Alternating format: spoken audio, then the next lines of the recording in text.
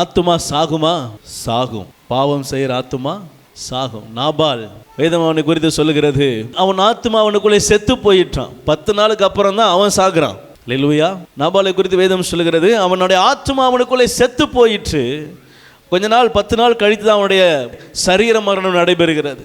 இப்போ ஆண்டவர் சொல்றாரு, பாவம் செய்கிற ஆத்துமா சாகும். ஆண்டவர் முதல்ல சொன்ன நெகட்டிவான வார்த்தை, சாகவே சாவாய். எப்ப சாவாய்? என் வார்த்தைக்கு கீழ்ப்படியாமல் என்று நீ என்னை விட்டு தூர போகிறாயோ அன்னைக்கு உன் ஆத்துமா என்ன செய்யும்? என்னை விட்டு தூர போகிறவுடைய ஆத்துமா என்ன செய்யுது? கொஞ்சம் கொஞ்சமா அழிவுக்கு நேராய் செல்லுகிறது என்று வேதம் சொல்லுகிறது. கவனிங்க, என் ஆத்துமா வாழ்ந்திருக்க கர்த்தர் என்னை உருவாக்கி இருக்கிறார். அல்லேலூயா. இந்த ஆத்துமா அழிவுக்குரியது அல்ல, இது அழியாமையில வாழ போகிற ஆத்துமா. ஆமென்.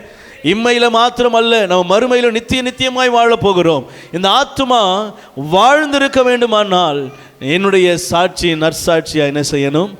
காணப்பட வேண்டும். என்னை குறித்ததான சாட்சி நற்சாட்சியா என்ன செய்யணும்? இருக்கணும்.